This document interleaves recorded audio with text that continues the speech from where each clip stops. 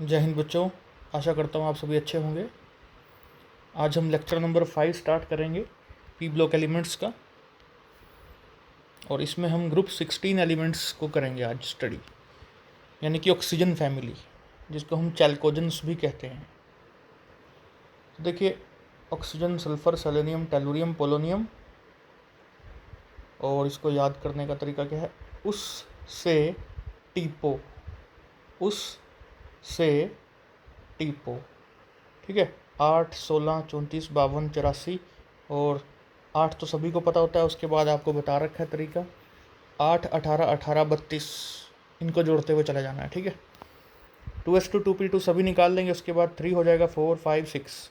यहाँ D orbital, F orbital जो भी एंट्री होती है उनको लिखना कोई इतना आवश्यक नहीं है। अगर आप लिखना चाहें तो लिख सकते हैं, कोई दिक्कत नहीं है, ठीक है। The first 4 elements are actually called as chalcogens. इसका मतलब है कि वो और बना सकते हैं, ओर्स, अयस्क, जैसे कि ऑक्साइड्स या सल्फाइड्स बना सकते हैं वो। लास्ट एलिमेंट जो है पोलोनियम, रेडियो एक्टिव है, शॉर्ट लाइफ स्पैन है उसका, इसलिए हम रेडियो एक्टिव होने की वजह से इसको ज़्यादा स्टडी करते नहीं है, ठीक है। First 4 elements are non metallic, while last element is metallic in nature. मतलब पोलोनियम जो है कम्प्लीटली मेटेलिक इन नेचर है, बट हम स्टडी उसकी नहीं कर रहे। जनरल करेक्टरिस्टिक्स देख लेते हैं। Atomic and ionic radius already मैं कई बार कर चुका हूँ, ठीक है, कि नीचे की तरफ ये बढ़ता है, लेफ़्ट टू राइट ये घटता है, और उसका रीज़न मैं बहुत बार डिस्कस कर चुका हूँ, तो मैं आगे बढ़ना चाहूँगा। आयोनाइजेशन एनर्जी, क्योंकि साइज जो है नीचे की तरफ बढ़ रहा है, एटॉमिक साइज, तो आयोनाइजेशन एनर्जी नीचे की तरफ कम होती दिखाई देती है, और left to right ionisation energy बढ़ती है, ठीक है। ये बात सभी को अब तक तो पता चल चुकी होगी, और उसके कारण भी पता चल चुके होंगे। तो हम आते हैं यहाँ पर।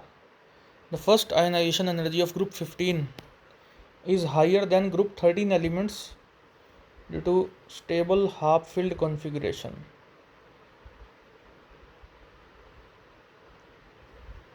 सॉरी, ये लाइन जो है नाइट्रोजन फैमिली की यहाँ पर रह गई है, ठीक है। इस लाइन को डिलीट कर देते हैं, यानी कि इस पर मैं क्रॉस कर देता हूँ, ठीक है। हाँ, मुझे लास्ट वाली ये लाइन पढ़ानी है आपको। In case of oxygen ionisation energy is less than nitrogen. देखिए, left to right ionisation energy क्या होती है? बढ़ती है, ये तो सभी को पता है, ठीक है। तो हमने किया है बोरोन फैमिली, कार्बन, नाइट्रोजन, और आज हम ऑक्सीजन फैमिली कर रहे हैं। तो इस तरफ आयोनाइजेशन एनर्जी जो है बढ़ रही थी, अभी तक हमने यही पढ़ा है। तो नाइट्रोजन फैमिली हमने पढ़ ली थी, आज हम ऑक्सीजन फैमिली की तरफ जा रहे हैं। तो आयोनाइजेशन एनर्जी ऑक्सीजन के केस में नाइट्रोजन से ज़्यादा होनी चाहिए, बट ये होती है कम। That's why it is important, okay. Exam point of view से ये इम्पोर्टेंट है। अब ये कम क्यों होती है? हाई होनी चाहिए लेकिन कम होती है, कारण आपको बताना होगा। यही कारण आपसे एग्ज़ाम में पूछ लिया जाएगा, ठीक है। क्योंकि आपको मैंने पिछले लेक्चर में बताया था, नाइट्रोजन के पास हाफ फील्ड कॉन्फ़िगरेशन होती है, जो कि स्टेबल ज़्यादा होती है। और ऑक्सीजन के केस में क्या होएगा? ऑक्सीजन के केस में अगर हम बात करें तो 1 इलेक्ट्रॉन, 2, 3, 4, ठीक है। तो 1 इलेक्ट्रॉन यहाँ से अगर निकल जाए ऑक्सीजन से, तो ये हाफ फील्ड हो जाएगा, या इसको 2 इलेक्ट्रॉन मिल जाएं तब ये फुल्ली फिल्ड हो जाएगा। लेकिन 1 इलेक्ट्रॉन निकलना आसान है, ठीक है, तो ये इसको निकालना चाहेगा, यानी कि कम एनर्जी चाहिए हमें इस एक को निकालने के लिए। और नाइट्रोजन में से एक को निकालना बड़ा मुश्किल है, क्योंकि वो हाफ फील्ड है और स्टेबल है। स्टेबल वाली चीज़ से अगर कोई चीज़ निकालना है आपने, तो मुश्किल होगा, एनर्जी ज़्यादा लगेगी। तो नाइट्रोजन के केस में ज़्यादा होगी। देखो, nitrogen has half filled configuration, oxygen can attain half filled configuration after losing 1 electron. तो ऑक्सीजन चाह रहा है कि इसका 1 इलेक्ट्रॉन अगर निकल जाए तो वो स्टेबिलिटी महसूस करेगा, तो इसलिए आयनाइजेशन एनर्जी ऑक्सीजन के केस में कम होगी, ध्यान में रखिएगा, ठीक है। ये लाइन गलती से रह गई है नाइट्रोजन फैमिली की, ठीक है, इसको डिलीट कर दिया है मैंने। चलिए आगे बढ़ते हैं।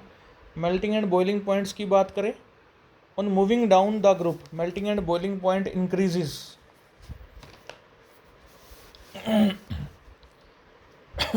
Due to increase in van der Waals forces of interaction and that depends upon the size. तो यानी कि नीचे की तरफ जाने पर जो बॉइलिंग पॉइंट या मेल्टिंग पॉइंट है ये बढ़ते हुए नज़र आएंगे आपको, और इसका कारण क्या है, van der Waals फोर्सेस, जो कि साइज बढ़ने पर, ये एटॉमिक साइज बढ़ने पर, जो कि एटॉमिक नंबर के साथ बढ़ता है, ठीक है, नीचे जाने पर बढ़ता है एटॉमिक साइज, तो उनके बीच में क्या लगने लग जाएंगी, van der Waals फोर्सेस, और वो एक दूसरे के साथ इंटरेक्शन शो करेंगे। तो एक दूसरे के साथ अगर वो चिपके रहेंगे मॉलिक्यूल्स, तो उनको अलग करने में कठिनाई होगी, एनर्जी ज़्यादा लगेगी, ठीक है, तो इसलिए मेल्टिंग पॉइंट बॉइलिंग पॉइंट बढ़ जाता है। अब जैसे एक क्वेश्चन भी देख लेते हैं हम, जैसे H2O, H2S, H2SE, H2TE, इनमें हम पूछें कि बॉइलिंग पॉइंट कौन से हाइड्राइड का सबसे ज़्यादा होगा, ठीक है, तो आप ये सोच सकते हैं कि van der Waals फोर्सेस जो हैं ऑक्सीजन से टेलुरियम की तरफ बढ़ती हैं, van der Waals forces of attraction बढ़ती हैं, तो कहीं ना कहीं H2TE का सबसे ज़्यादा होना चाहिए, ठीक है, फिर H2SE, फिर H2S, फिर वाटर। लेकिन एक गड़बड़ आएगी, वो क्या है, वो आपको याद रखना है कि H2O नंबर 1 है। H2O का बॉइलिंग पॉइंट की बात कर रहा हूँ मैं, वो नंबर 1 है, H2O का सबसे ज़्यादा रहेगा due to intermolecular hydrogen bonding, ठीक है, वाटर के जो मॉलिक्यूल्स हैं इंटरमोलिकुलर हाइड्रोजन बॉन्डिंग से बंधे हुए हैं, एक दूसरे के पास हैं, तो सबसे ज़्यादा बढ़िया हाइड्रोजन बॉन्डिंग होने की वजह से यहाँ पर इसका बॉइलिंग पॉइंट सबसे ज़्यादा होगा। ऑक्सीजन एक अच्छा इलेक्ट्रोनेगेटिव एलिमेंट है, सेकंड नंबर पे है पूरे पीरियोडिक टेबल में, तो अच्छी खासी हाइड्रोजन बॉन्डिंग होगी, और इसलिए वाटर का बॉइलिंग पॉइंट सबसे ज़्यादा, पहला नंबर इसका, फिर टेलुरियम वाले का, फिर सेलेनियम वाले का, और फिर लास्ट में हमारा सल्फ़र वाला आ जाएगा, ठीक है, चौथा नंबर। तो ये ध्यान में रखिएगा आप। चलिए आगे बढ़ते हैं। Electronegativity,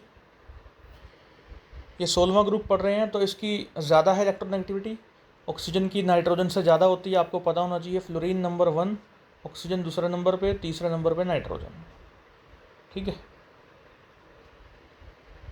this is due to small size, आपको कल भी बताया था, यानी कि पिछले लेक्चर में भी बताया था, हाई न्यूक्लियर चार्ज होता है।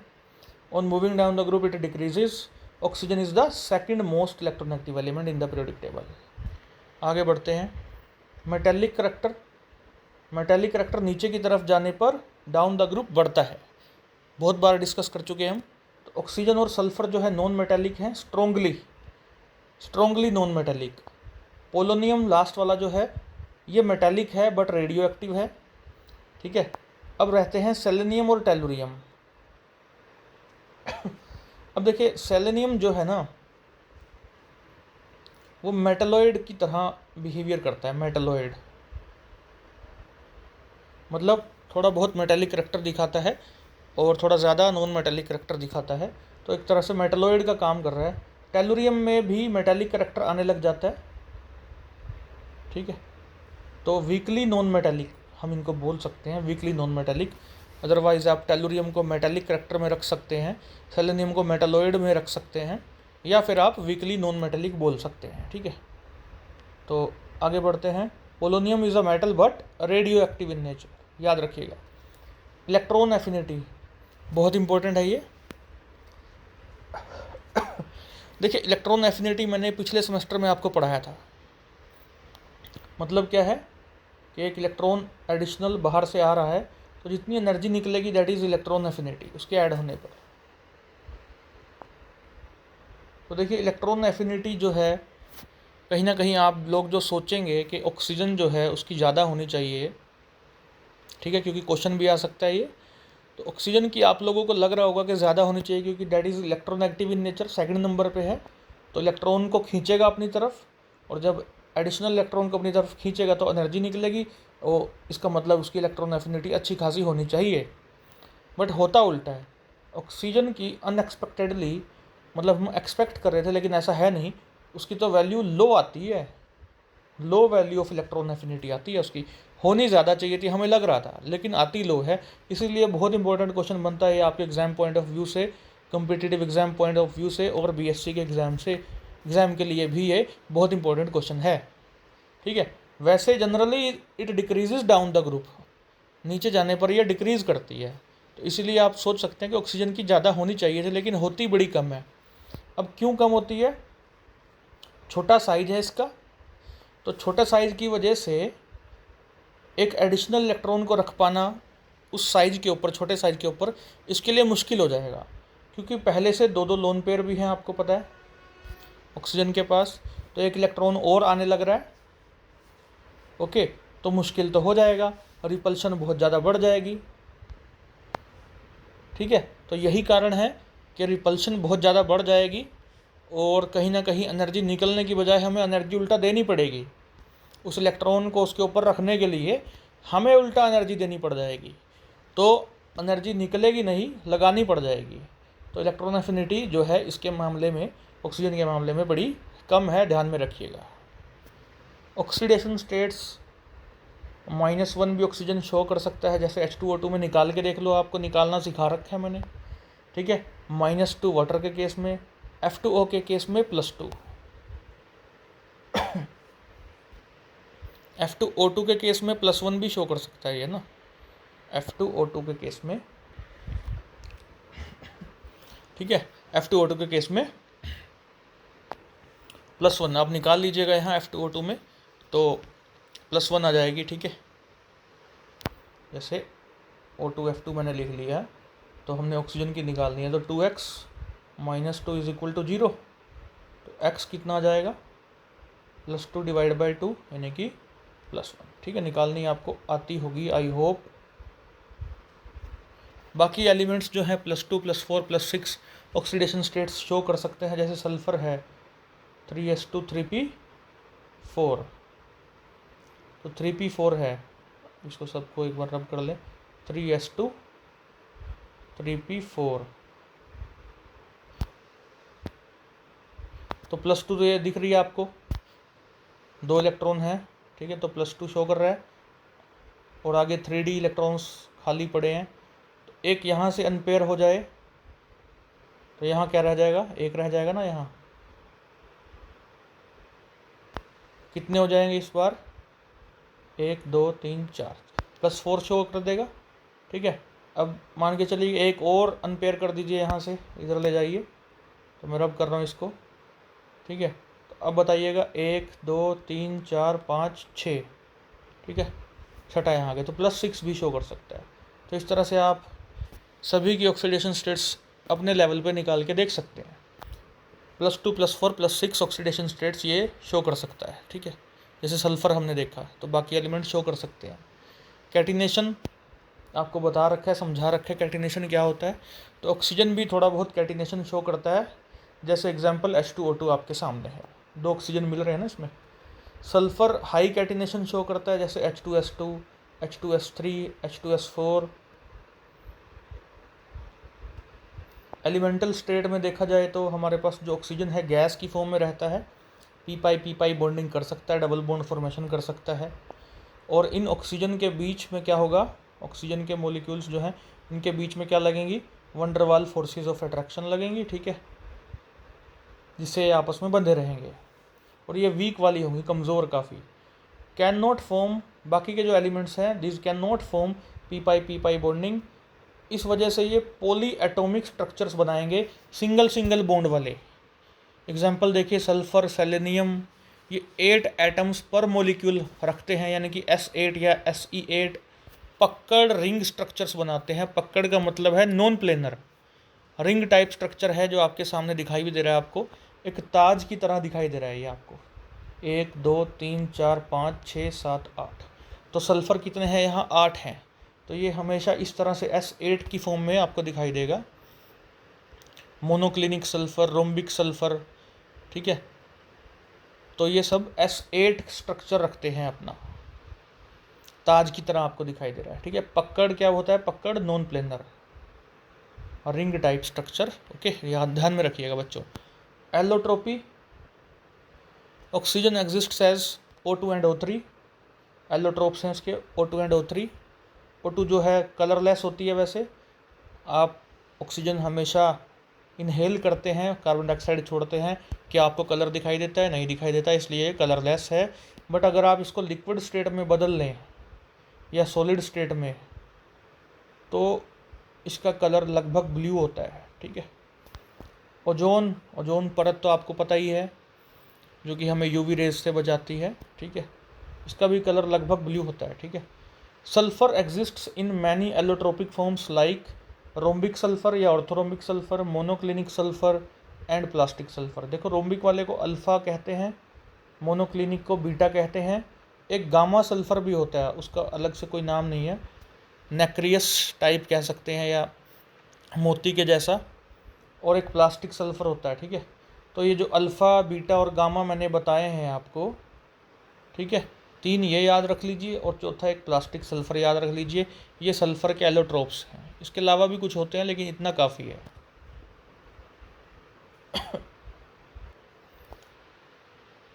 और बाकी all these forms are non metallic हैं सभी। Selenium has 2 common forms, selenium red और ग्रे सेलेनियम की फॉर्म में मिलता है हमें। ठीक है। तो ये इसके एलोट्रोप्स हैं। और इसके अलावा इसमें आप याद रख सकते हैं कि प्लास्टिक सल्फर में सिंगल चेन इस तरह से मिलेंगे सल्फर के। इसको मैं रब कर देता हूँ। प्लास्टिक में क्या मिलेगा? S S S S S, plastic sulphur होता है ये। ठीक है। इसमें क्या करते हैं, सल्फर जो मोल्टेड फॉर्म में होता है, पिघली हुई फॉर्म में, उसको कोल्ड वाटर में डाल देते हैं।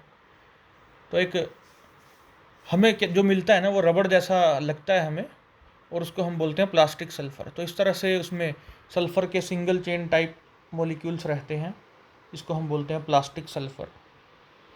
और जो हमारा रोम्बिक सल्फर है, मोनोक्लिनिक सल्फर है, यानी कि अल्फ़ा, बीटा, गामा, और गामा सल्फर भी है एक हमारे पास। ये तीनों S8 मोलिकुलर स्ट्रक्चर रखते हैं। S8 जो आपको पीछे दिखाया भी था। ठीक है। उस टाइप का स्ट्रक्चर तीनों का होता है।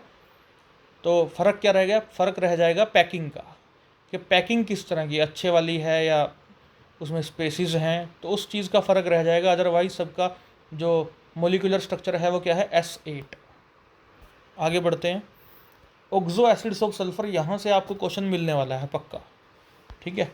स्ट्रक्चर बनाने आते हैं। देखिए, पिछले लेक्चर में मैंने बेसिसिटी पर भी आपको बता दिया था, बेसिसिटी किस एसिड की कैसे निकाल सकते हैं, रिड्यूसिंग करैक्टर भी बताया था, तो उस पर मैं डिस्कस नहीं कर रहा। अब हम स्ट्रक्चर्स डिस्कस करते हैं। जो आपको सबसे ज़्यादा, जो आपका चहीता स्ट्रक्चर है, जो आपको पता होना चाहिए अभी तक, वो है ये H2SO4 सल्फ्यूरिक एसिड। ठीक है। ये सभी को आता होगा। डबल बॉन्ड O2 लगाओ और 2 OH लगाओ, तो सल्फ्यूरिक एसिड बन गया। अब ये इक है, इक का मतलब हायर ऑक्सीडेशन स्टेट, और अस का मतलब लोअर ऑक्सीडेशन स्टेट। तो H2SO4 में से एक ऑक्सीजन निकाल दिया आपने, क्या बन गया? H2SO3। ठीक है। H2SO3 बन गया बच्चों। तो ये हमने बना लिया H2SO3।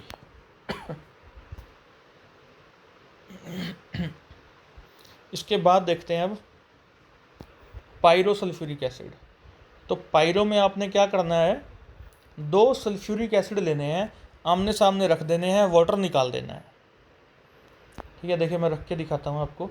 एक सल्फ्यूरिक एसिड ये रहा, एक और इसके सामने रख देते हैं, OH OH double bond O। ठीक है। तो इन दोनों OH में से आप निकाल दीजिए वाटर, ऑक्सीजन के थ्रू बॉन्डिंग कर दीजिए। और बाकी देखिए, डबल बॉन्ड 2 इधर हैं, 2 इधर हैं, एक OH ये रहा बच्चों, और एक OH ये रहा। ठीक है। तो मेरी बात आपको समझ में आ गई होगी कि पायरोसल्फ्यूरिक एसिड कैसे बनता है। 2 सल्फ्यूरिक एसिड लेके वाटर निकाल दीजिए, तो बन जाएगा पायरोसल्फ्यूरिक एसिड, जिसका नाम है ओलियम। बहुत इंपॉर्टेंट कंपाउंड है, H2S2O7। ठीक है। तो ओलियम को याद रखिएगा बच्चों, H2S2O7। अब और देखते हैं कि और कैसे बना सकते हैं हम।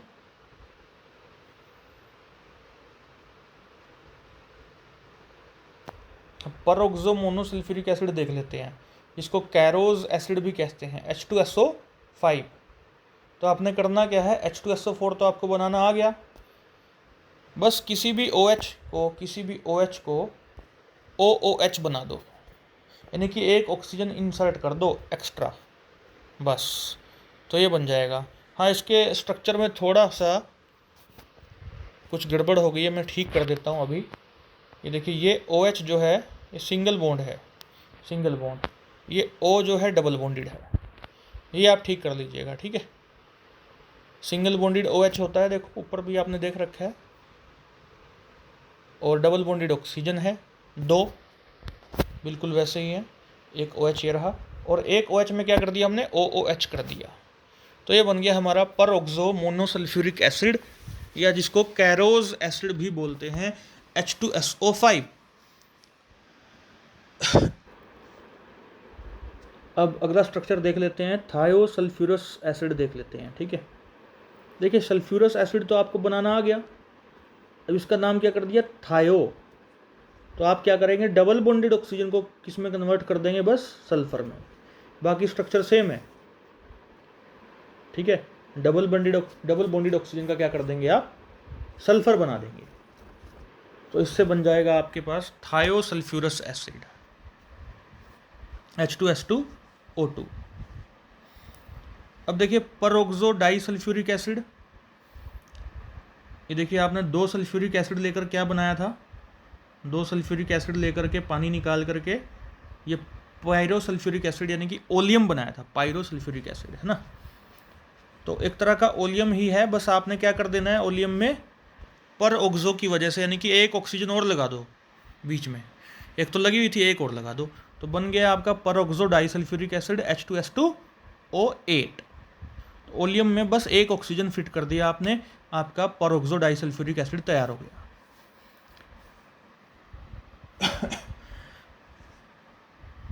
तो आप एक चीज़ और ध्यान में रख सकते हैं कि यहाँ SOS लिंकेज मिल रही है आपको, और यहाँ SOS, SOOS,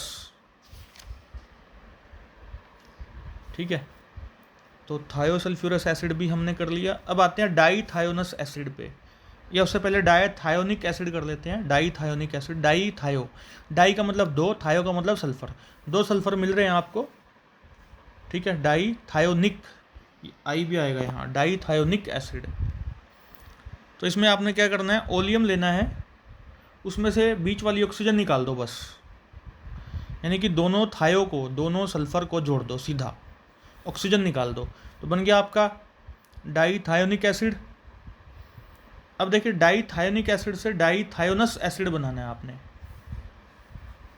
ठीक है।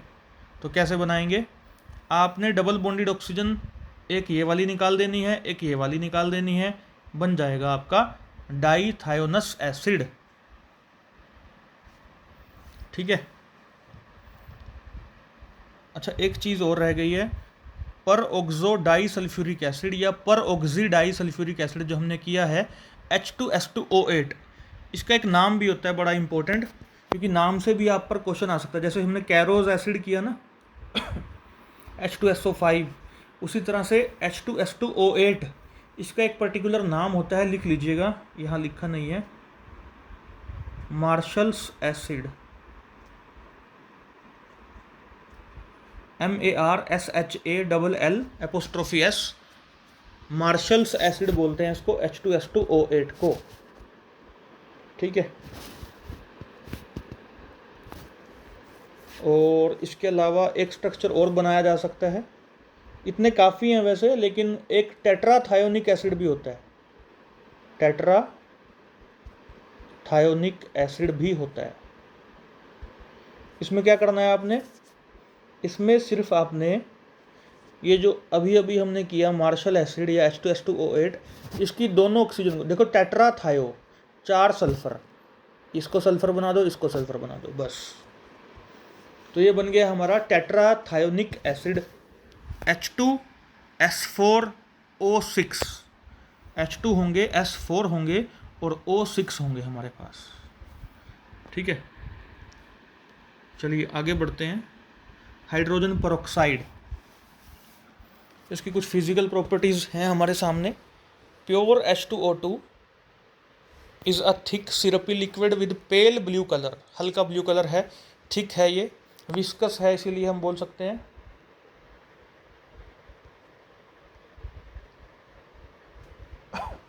विस्कस है, लेस वोलेटाइल है, इसलिए क्योंकि विस्कस है, गाढ़ा है तो उड़ेगा नहीं, इवेपोरेट नहीं होगा। डेंस है पानी से, डेंसिटी कितनी है 1.44 ग्राम पर centimetre cube. Miscible with water है completely, alcohol and ether. Water के साथ ये H2O2 डॉट H2O यानी कि हाइड्रेट बनाता है, ठीक है।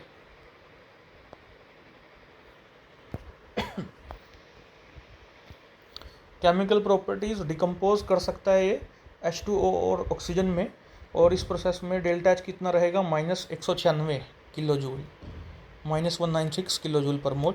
It can decompose in light also, तो इसीलिए इसको जिस बोतल में रखते हैं ग्लास की, उसकी जो लाइनिंग है अंदर से वैक्स से की जाती है। प्लास्टिक वेसल में भी रख सकते हैं, उसकी भी लाइनिंग वैक्स से की जाएगी, और स्टेबलाइजर्स लाइक यूरिया वगैरह डाल दिए जाते हैं ताकि ये डिकम्पोज ना हो। एसिडिक नेचर इसका है, वीक एसिड की तरह काम करता है, देखिए, ठीक है। पेरोक्साइड दे देगा ये आपको HO2 कैसे देगा, पानी के साथ H3O+ और HO2- देगा पहले, हाइड्रोपेरोक्साइड आयन वाटर के साथ रिएक्ट करेगा, H3O+ और O2 पेरोक्साइड आयन दे देगा। तो ये इसका एसिडिक नेचर शो कर रहा है क्योंकि H3O+ प्रोड्यूस हो रहा है, ठीक है। ऑक्सीडाइजिंग करेक्टर, तो एक पर्टिकुलर रिएक्शन ये है इसका एसिडिक मीडियम में, जो कि आप ध्यान में रख सकते हैं कि H2O2 है, उसमें आपने एसिड डाल दिया H2SO4, वहाँ से आपको 2H+ मिल गए, और 2 इलेक्ट्रॉन अगर इसको मिल जाएँ तो ये पानी बना देगा, H2O बना देगा, ठीक है। तो ये ऑक्सीडाइजिंग नेचर रखता है, और इस साथ ही साथ रिड्यूसिंग नेचर भी रखता है। तो रिड्यूसिंग नेचर के बारे में भी अभी बात करेंगे, पहले ऑक्सीडाइजिंग नेचर को देखते हैं इन एसिडिक मीडियम। देखिए, हमने एसिडिक मीडियम बनाने के लिए H2SO4 का यूज़ किया, FeSO4 लिया हमने, और H2O2 जो है नेसेंट ऑक्सीजन देगा टूट करके। ये नेसेंट ऑक्सीजन क्या करेगी, FeSO4 का ऑक्सीडेशन कर देगी, क्योंकि H2O2 as an oxidising agent हम पढ़ रहे हैं, तो क्या करेगा नेसेंट ऑक्सीजन FeSO4 का Fe2SO4 थ्राइस बना देगा, यानी कि Fe2+ से कहाँ पहुँचा देगा उसे, Fe3+ में। तो 2H+ हमें कहाँ से मिल रहे हैं, H2SO4 से मिल रहे हैं। 2 इलेक्ट्रॉन कहाँ से मिल रहे हैं भाई, Fe2+ से। देखिए, एक Fe2+ कहाँ जा रहा है, Fe3+ में। तो इस प्रोसेस में इसने क्या खोया, अपना एक इलेक्ट्रॉन खोया, ठीक है। तो हमारे पास Fe2+ कितने हैं, 2 हैं। तो एक Fe2+ ने एक इलेक्ट्रॉन खोया, तो 2 Fe2+ ने कितने इलेक्ट्रॉन खोए, 2 इलेक्ट्रॉन खोए। तो इसलिए 2 इलेक्ट्रॉन हमने यहाँ लिखा हुआ है, ठीक है। मतलब ये एक बेसिक रिएक्शन आप याद रख सकते हैं। अदरवाइज़ यहाँ क्या हुआ है, Fe2+ से Fe3+ कर दिया है किसने, H2O2 ने, एसिड की प्रेजेंस में। तो लास्ट वाला जो आप याद रख सकते हैं। अब ऑक्सीडाइजिंग एक्शन बेसिक मीडियम में पढ़ रहे हैं, नहीं कि बेस मिला दिया हमने H2O2 के साथ, OH- NaOH मिला दिया हमने, तो यहाँ पर भी इसको 2 इलेक्ट्रॉन मिलेंगे और 3OH- बना देगा ये। तो हमें बेसिकली देखना है कि बेसिक मीडियम में ये ऑक्सीडेशन कैसे करेगा। देखिए, Mn2+ का क्या बना देगा ये, Mn4+। तो ऑक्सीडेशन कर दी ना इसने।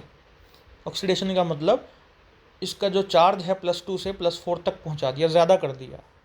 जैसे पीछे Fe2+ का इसने Fe3+ कर दिया था, ऑक्सीडेशन कर दी थी, तो यहाँ पर भी इसने ऑक्सीडेशन कर दी है। MnSO4 से MnO2 बना दिया है, Mn2+ से Mn+4 बना दिया है। इसमें हमने H2O2 मिलाया, NaOH मिलाया, Na2SO4 वाटर बन गया, ठीक है। हम इस फॉर्म में भी इसको लिख सकते हैं, Mn2+ H2O2 OH- MnO2 H2O, ठीक है। और जनरल ऐसे भी कर सकते हैं इसको। तो 2 इलेक्ट्रॉन कहाँ से मिल रहे हैं यहाँ पर, इस केस में Mn2+ एक इलेक्ट्रॉन दे रहा है, मतलब एक Mn2+ क्या दे रहा है, 2 इलेक्ट्रॉन दे रहा है, ठीक है। तो यहाँ पर ये 2 हटा देंगे हम, Mn4+।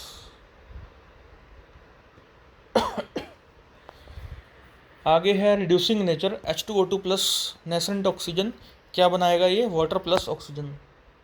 देखिए, इस पर्टिकुलर रिएक्शन में एक चीज़ जो आप देख पा रहे हैं, ये वाला रिएक्शन, ये तो आपको वैसे भी याद कर लेना चाहिए, बहुत इंपॉर्टेंट रिएक्शन है ये, कि KMnO4 H2SO4 के साथ K2SO4 MnSO4 water +5 nascent oxygen देता है।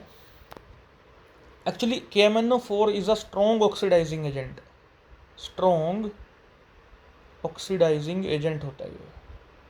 हालांकि हम बात कर रहे हैं H2O2 की कि वो अपना रिड्यूसिंग नेचर शो करेगा। इन एक्चुअल हेयर KMnO4 जो है वो एक बहुत तगड़े वाला ऑक्सीडाइजिंग एजेंट की तरह काम करेगा। तो वो ऑक्सीडेशन कर देगा किसकी, यहाँ पर H2O2 की। ठीक है, KMnO4 क्या करेगा, H2O2 की ऑक्सीडेशन कर देगा। लेकिन हम पढ़ रहे हैं कि H2O2 किस तरह से रिडक्शन करेगा। अगर KMnO4 H2O2 की ऑक्सीडेशन करेगा तो हम कह सकते हैं कि H2O2 ने KMnO4 की रिडक्शन कर दी। ठीक है, हमने H2O2 को यहाँ पर फोकस में लेकर के आना है, बट इन एक्चुअल जो काम करने वाला है ना वो KMnO4 है। ठीक है, it is a strong oxidizing agent. तो H2O2 को ये ऑक्सीडाइज कर देगा, और या ये कह लीजिए कि H2O2 ने KMnO4 को रिड्यूस कर दिया। देखिए KMnO4 में मैंगनीज +7 ऑक्सीडेशन स्टेट में है, कहाँ पहुँच जाएगा, +2 में पहुँच जाएगा। ठीक है, Mn+2 में कौन पहुँचा रहा है इसको, हम ये कहेंगे H2O2 पहुँचा रहा है, और बदले में H2O2 का क्या हो गया, पानी और ऑक्सीजन बन जाएगी। देखिए पानी और ऑक्सीजन, तो KMnO4 प्लस H2SO4 मिलाएंगे, एसिडिक मीडियम में देख रहे हैं हम ये, K2SO4 MnSO4 वाटर और नेसेंट ऑक्सीजन 5 मिलेंगी। और H2O2 जब ऑक्सीजन के साथ कंबाइन करता है H2O प्लस ऑक्सीजन बनाता है, 5 से इसको इसलिए मल्टीप्लाई कर रहे हैं बच्चों ताकि ये नेसेंट ऑक्सीजन को हम 5 बना सकें, और ये 5 और 5 आपस में कट जाएंगे। ठीक है, तो बाकी सबको जोड़ देंगे तो ये बन जाएगा हमारे पास ये फाइनल रिएक्शन। तो आप यही याद रख सकते हैं, कोई दिक्कत नहीं है। तो असली गेम तो KMnO4 खेल रहा है। Okay, reducing action in alkaline medium. अब बेसिक मीडियम में हम NaOH डाल रहे हैं तो वहाँ पर ये वाटर, ऑक्सीजन और इलेक्ट्रॉन देता है। तो देखिए यहाँ पर Fe3+ का क्या कर देगा, ये रिड्यूसिंग एक्शन है ना इसका, तो Fe2+ बना देगा, यानी कि इलेक्ट्रॉन इसको Fe3+ को सप्लाई होएगा इस केस में। H2O2 इसमें मदद करेगा, H2O2 प्लस बेस मिल करके इलेक्ट्रॉन पैदा करेंगे, और ये इलेक्ट्रॉन इसको मिलेंगे Fe3+ को, और Fe2+ इसका हो जाएगा। ठीक है, तो कुछ रिएक्शन मैंने आपको करा दिए ऑक्सीडाइजिंग नेचर के, रिड्यूसिंग नेचर के, और कुछ आप प्रैक्टिस कर सकते हैं किताब से। और अब ब्लीचिंग एक्शन देखिए, ये ब्लीचिंग एक्शन भी कर सकता है, पानी प्लस नेसेंट ऑक्सीजन देगा तो कलरिंग मैटर, जैसे हेयर हैं उनकी ब्लीचिंग कराते हैं लोग। ठीक है, तो ये नेसेंट ऑक्सीजन सप्लाई करेगा और कलरलेस कर देगा उसको। ठीक है, एडिशन रिएक्शन भी शो कर सकता है। हमारे पास एल्कीन है, H2O2 आपने मिला दिया तो एक OH यहाँ लग जाएगा, एक OH यहाँ लग जाएगा, डबल का सिंगल हो जाएगा, तो इथाइलिन ग्लाइकोल हमको मिल जाएगा बच्चों। आगे देखिए, यूजेस हैं H2O2 के, तो काफ़ी सारे यूजेस आपके सामने हैं, आप 4-5 याद रख लीजिएगा। ठीक है, तो अभी बताया था ब्लीचिंग एजेंट है, एजेंट की तरह काम करता है ये ब्लीचिंग एजेंट। टेक्सटाइल इंडस्ट्री में, पेपर में, पल्प में, स्ट्रा, लेदर, ऑयल, फैट्स, तो काफ़ी सारे तो यहीं मिल गए आपको। हेयर ब्लीच माइल्ड डिसइंफेक्टेंट का काम करेगा, anti chlorine bleaching, restoring the colour of lead paintings, preserving milk, wine and other liquors used as an antiseptic for washing wounds, teeth and ears under the name perhydrol, ये important use है इसका। ठीक है, used in manufacture of sodium perborates, percarbonates. Recently it is used in environmental chemistry such as in pollution control, treatment of domestic and industrial effluents, oxidation of cyanides and restoration of aerobic conditions to sewage wastes. Okay, तो इसमें से 4-5 आप याद रख लीजिएगा, इतना काफ़ी है आप लोगों के लिए। बाकी इसके जो रिएक्शन थे ये एसिडिक मीडियम में, बेसिक मीडियम में, ऑक्सीडाइजिंग नेचर, रिड्यूसिंग नेचर, ये काफ़ी इंपॉर्टेंट है, यहाँ से कोई क्वेश्चन आ सकता है आपके पास। H2O2 का लास्ट में जो स्ट्रक्चर है ओपन बुक स्ट्रक्चर बोलते हैं इसको, ओपन जैसे किताब खुली हो, ओपन बुक स्ट्रक्चर बोलते हैं इसको।